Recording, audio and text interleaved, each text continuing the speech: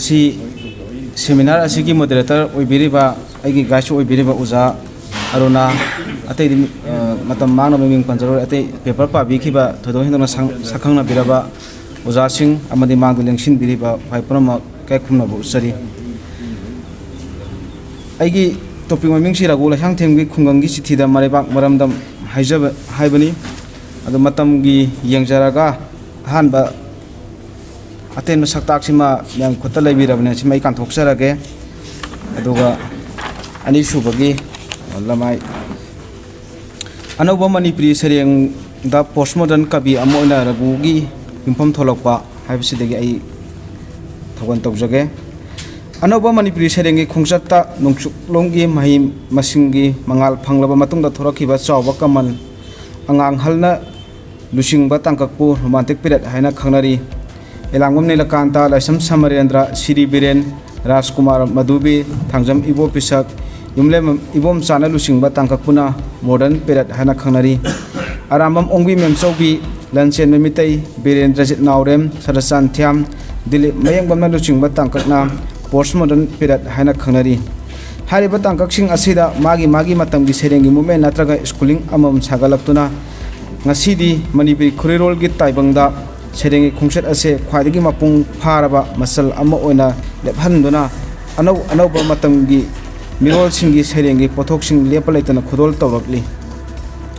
postmodern period ti kabi singi marakta sarasan thiamna kumjali simung samapan marifu da yan hana serengi larik tengali karba podon phonglai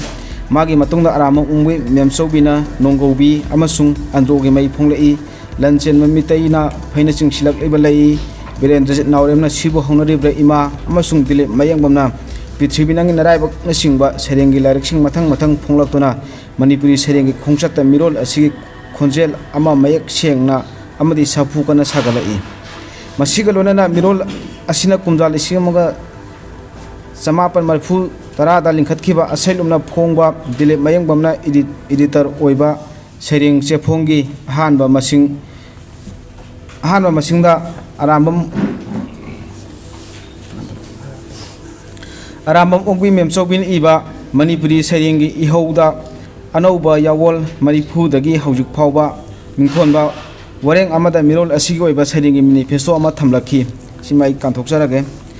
matamduda nahawriba kabising asigi serengi mapungoiba yumpham dine tivism ni mama leibak puthirakbagi khongchat na lamjing olei makhoida manipuri phurukki haurakpham maruda hanjindona majati gi saktam thirei naitom taba lamangna basarangna ba thajadaba punsiu aremba kanadraba ona lawbagi mahut asagi lising ama chingduna pui tangkak asigi mapungoiba masak khara lainaro elda mundona haikibadagi yengba yabadi haurakphamda maruda hanjilakpa parampara da apako miyeng thamba kallaba thamoi lising ama lonana tungi asa tauba anouba belu anouba tagat tekpa kalagi mawong amasung idiom anouba counter culture amagi mami taba haibasini makhogi miyeng sereng gi yumpham yamna cheli amasung mayek sengi sidai thamjari si kanogi elda mudone iba saita amasung theater haina mingthonba directu da yawba haujik ki manipuri sereng gi senthari ba mayon sing durgaina sambama lokhasabani Raghu Leishangthem mirol asida thengna changlakhiba kabi amani mahaki ahanba serengi larik punsi telanga kumjali simaga samapan marfudra mapan da phonglaktona manipuri serengi khongchata itilarabasu mahaku postmodern poet oina sak khangba haurakhiba sidi mahaki ani suba serengi larik dan mulai oina sanariba asi phonglakpadagini sereng larik asida mapung oina uba phangliba hiram singdi matamdugi namthabiraba amadi mute minegi chaitheng phanglaba manipuri khunagi masak aduni matamdugi manipuri khunagi kuyom manungda conscious laina hinglakpa misak amo oina maki serengi hiramda khamba ngamdana mathanata igi sereng changsilakhi asigumba igi serengi masak asidi manipuri serengda kabi yumlebam ibom chana anganba matamdagi yamna meksengna phangan khabani sigi matek sai gi paper da di yawgidra hapsin jabani kabi ibom chagi magi hanba serengi larik sadre me thorokna humponen sabige amadi magi ane suba serengi larik rajkumar yamsung usik macha singda i panma sereng khara marang kaina yawi sereng chama yawa Raghu Leishangthem gi larik lan bu lei oina sanariba asida I haba wahi ase marifu taramapan adi 97 lak yawi larik asina maram oraga mirol asigi sereng bu igi sereng haina phau mamung tholaki tam asimakti imlem ibom chana yana na puthokhi bani kari gi damak ai bane ibu asuk khoidaru ribanom masigi pakum piba tarabadi matamdugi manipuri khunai gi masak aduni haina haibada kakpa yaroi maning makha tamna chawthongna chahi lisang sina ningthorol kaya mathang masagi ijat amaga lonana lengaktuna lakiba chingleibak manipur asi British ki makhuta maithiba nangduna chahi yankhai ga manga mikha polam labo matung lising amaga samapan nifut tareti August ki tang 13 da ningtama phangle kumja lising amaga samapan nifumapan gi September kunmathoi da khuyek pinaraba matung October 15 da Manipur India da yaninga natraga yaningdana tinkre madudagi manipurgi laijarama mating mayai pumba sudat pikre maning makha tamba leibak ama oirami haibagi ikai khumnaba machet amata utpidana kumja lising samapan yankhai gi January 19 da India Inuin gi khwaidagi thak nemlaba parchi status ta namchinki kumja lising samapan yankhai taruki November amada Inuin turi gi thak ta muksing thaki kumja lising samapan yankhai da Manipur gi chief commissioner Himat Singna Manipur da mitop sangbagi matang da leramba athingba adu lathokhi badagi Manipur da mitop mian sakaya pasilaktuna Manipur gi kaithel sing sinmilon sing makoina pasilaki kumja lising samapan humpu manga da khusing chak tangba thorokhi thoki bagi thodok ngasi gi miamna kawba ngamnadribani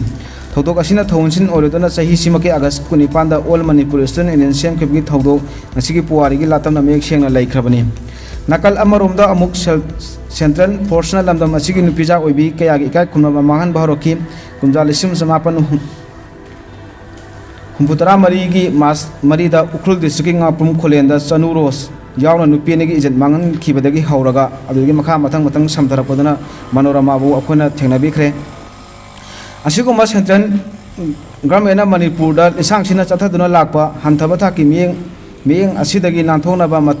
matamdugi lerek su hairaba amadi pendraba nahasingna India gi mayukta ningtamlan hauroki madudaso amuk lana uhan piduna Manipur makhal kaya gi lo thamjilaki singbu singnarabadi kaptuna hatpa yaba ain afaspa national security da singnai hadana mi amabu phaningwa matamda phaba amadi sahi kya jendana namsina thamba yaba ek NSA yan NSA panbaga NSA panba natraga taba hanase asina singba asumna Manipur bu makhoin oningmo mongdo otki nupi angang kaya gi ijat khungawno ki maralai tabna ka gi punsibu lomhan ki igi isen na hen ki madudagi lamdam sigi miyamna karam tawrakhrabage mipung khudingi thamoi da lanbu lai oina sanaraki lanbu lai oina sanare balamai 35 matam pumada lan nangduna lairaba lamdam sigi miyamna anauba lan hingsa ama mukpam lakhi hanglaba sakhaw thananaba honabada asop arem khanglakte ikaiba khanglakte aduna laura I kabi su pot mi sibayai ai hingdaba yade ankot nunga silai ni lai asi ini amai kunthani pan lamdam sigi mipung khudingi thamoida hingba haibasina khwaidagi maru oibani haina khalalagliba wakhalon asimak lengaklon da federal structure leiba India gi atamnaba thawunsini madu natraga bo lamdam sigi angang singna sanapot oina sinarama nungwaibu saroklaba matamda masagi makhutagi karigi thadogam loidage hanubigi singpun lamai taruk asumna kabi Raghu Leishangthem na maki lanbu lai oina sanariba asumna kabi Raghu Leishangthem na maki sering lanbu lai oina sanariba nunga silai ni lay asi ini amasung hanubugi singpun hariba sereng lerek ahum asida lan nanglaba ningtamagi mahaw phangdraba hingbagi hak khungawnaraba mareibak maramdamgi misam miyam macha kainarabi mamake agi tengtha sufam nompham khangdraba hingbagi lami mangchilagraba leibak miyamgi tengtha langi amangba lan pamdabagi santi amasung ningtambabu ikhaw langba asina singba thim kayada sereng iduna postmodern kabi ona sangsilai kabi Raghu Leishangthem Khungangee chithi da mareibak maramdam kumja lising ani mangada phongba kabi asigi Khungangee chithi hariba sereng lereng asi da Sahitya Academy nidulin piba Sahitya Academy award lising ani mapan phangki sereng lereng asi da su kabi gi hanagi serengi khungsat makha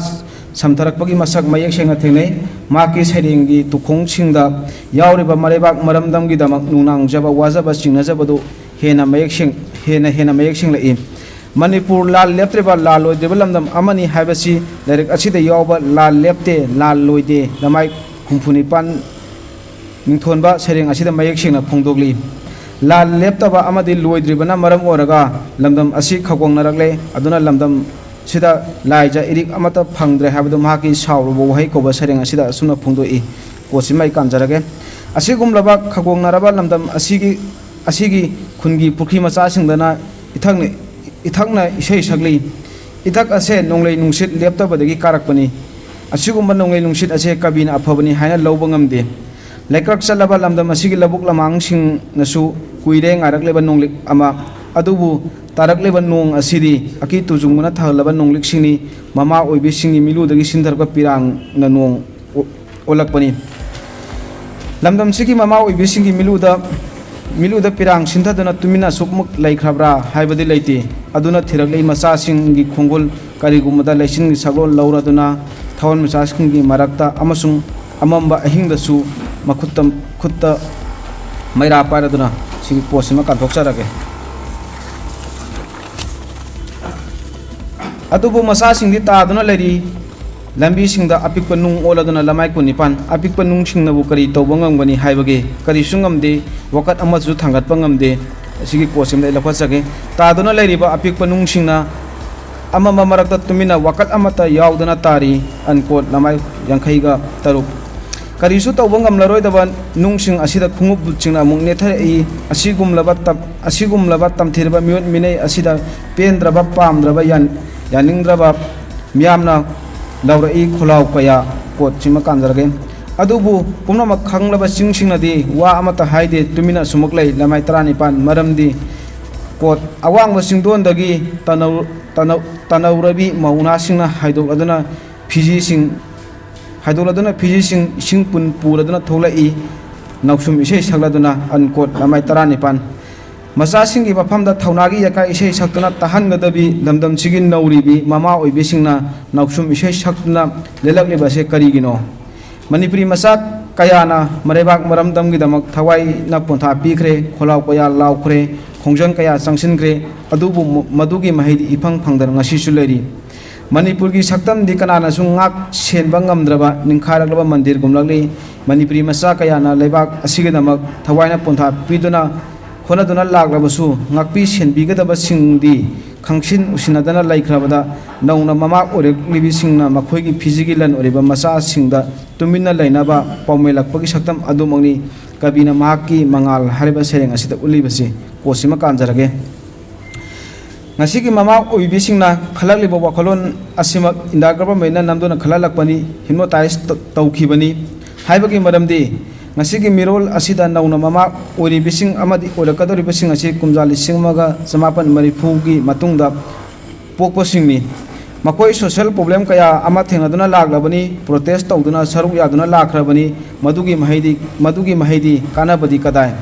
miyamgi ihau ayama phangmangamdana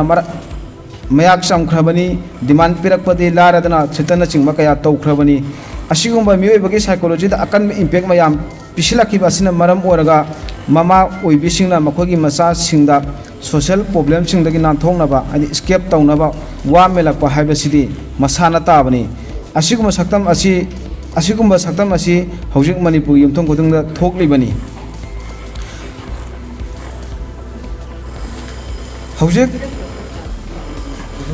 hojik india da hangba yare bo wahang kharadi masagi hauraglon na chanabi lon mayek chenlekna chingba amata watana leijaraglaba manipurna india inuina tilaba matungna iseret pibagi khungchata sanglaba sahi kurundoi changkhriba si karigino manipur lon indian constitution gi nipan suba sedal chanbiu haibagi haibadana sahi kya changan khriba misi mina thon khriba karigino karigi damak manipur da jun traim pan irang la handuna misam kya gi punchi pi khamna libano naga santi gi warina maram oraga iramda manipur itatadna pressure piribano manipur da hojik phawba karigi damak apaspa thamlibano langphai gi wathokta tumina leisiliba karigino thamonung dagi mathanda thoksarak pa wahang kaya ni loibana roi adubu pakhum pigadaba makhode tumina leri karisu khangsin usinadri karigumbadana yongna tan yenbagi saglo lauri masigumba indagi masat ase lamdam asigi असिगुम्बा India की मचत असि लमदम असिगी मियाम की लुचिंगबनी हाइदुना लैरिबसिंगनसु खंगदबगुम तौरी नत्रे हारगना खंगना खंगना खंगसिनद्रिबा हाइबदुरा India government की असानबा मनाय ओरुबदगी state government सु करिसु तौबा ngamdaba हाइबदुरा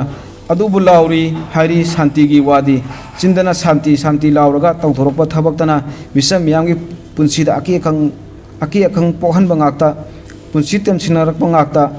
Gandhi ji की अहिंसा ना निंगतम पुरखिबा फंगलखिबा नेशन असिदा गांधी जी की फिदम इंदुना खोंजंग संगसिलखिबी इरोम चनु शर्मिला की मरायबना करम तौख्रबा फागी ताहलगा लोसिलन ख्रबनी मसिदगी कबीना शांति हाइबसे अनौब नोंमै अमगी ममिंग ओइना उरेई कोट शांति अनौब नोंमै अमगी ममिंगनी अनकोट शांतिना नोंमै ओरखिबासिना मरम ओरगा तसेंग शांति बु पामजबा मिसम मियाम की पुंसीदे खांगो तक मांग बतारई मागी मरुना पाली मरा लेजद्रबा मिसम सिंगी हक्सांग लमाय तरामरी अदुबु पुंसी खमनरी बसे मखोयदा नते शांति की मपाउ पुब खुनु सिंगसुनी हाइबसी कबीना माके सेरेंग अमदा मयेक्सेंना फोंदोई पोसे मकानजरगे लाइरिक असिदा यावबा लाइसंगी मूर्ति लमाय कुंथ्रा माथोय हाना मिंथोनबल सेरेंग असिदासु शांति की पाउजेल पुरीबा धर्म की मफमसिंग थुगाइदुना अहिंसा की मफम ओंथोरपगी साथीख्रबा मसक अमदी असिगुमलब मफमसिंग लेपतना थुगारकपना मरम ओरगा पिरकपा तमथीरबा मसक अमसु यि कोसिमा कांजरगे कबी की पोंगफम लमदमदा थोलिबा मियोबगी वखल चेंदबा मियोसिंगतना तवदबा थौदोक्सिंग असिदगी कबीना महाकी पोंगफम लमदमबु ईश्वर लेत्रब लमदम अमो उरकपगी मसक अदु ईश्वर लेत्रब लम सिदा हाइबा सेरेंग सिदा येगलई शांति लेत्रबा कबी की पोंगफम लमदम असिदा असिबु ओलबा कबीना तौफम खंगदना वहंग तौरई कोट आई हौजिक कतादा चतकनी आई इसागी असिबा हक्सांग असि पुदना अनकोट लमाय मंगा असिगुमलब वहंग मयाम असिगी खलुबदा कबी असे तुमिना ध्यानदा ngawjaba muni amagum punsigi urum ama thiduna pothaba ngamde haina lawrei chi kosima kanjarage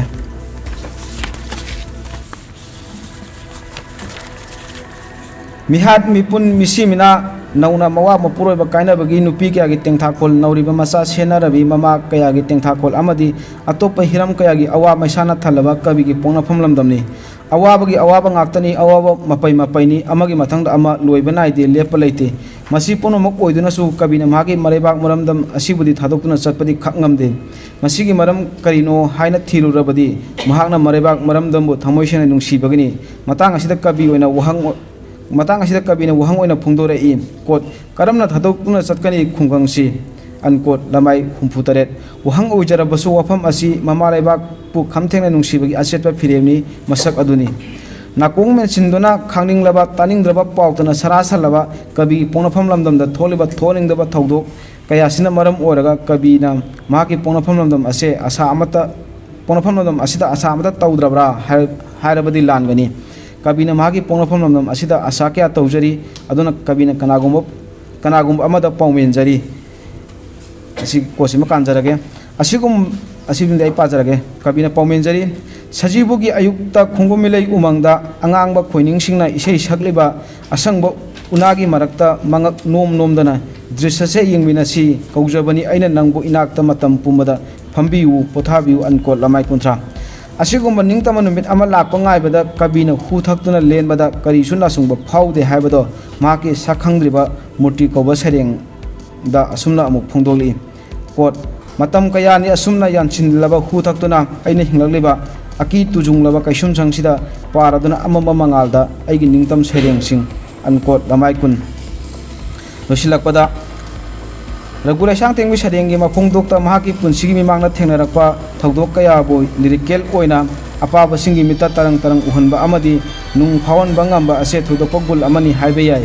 माकी सरेंगसिंगदी मिसम Yanghee पुंसी लानगी सक्तम अमदी खुंगंगी पुंसिगी चनरोन असे थादोकपा ngamdana लोइनाबगी मसक अदु मयेक्सेन उबो फंगी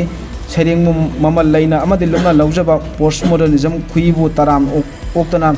मसीगी कैनवास मतक सरेंगी साथेक तमलिबा कवि असिगी सरेंगसिंग मणिपुरी खोरिरोलदा अतांगबा लेसन अमा ओइना हरोलिबा तुंगी मिरोलसिंग नसु हेना कुपसिना नेना रखिगनी हाबी थाजबदु थमजरगा मतंग असता लोइसिनजरी।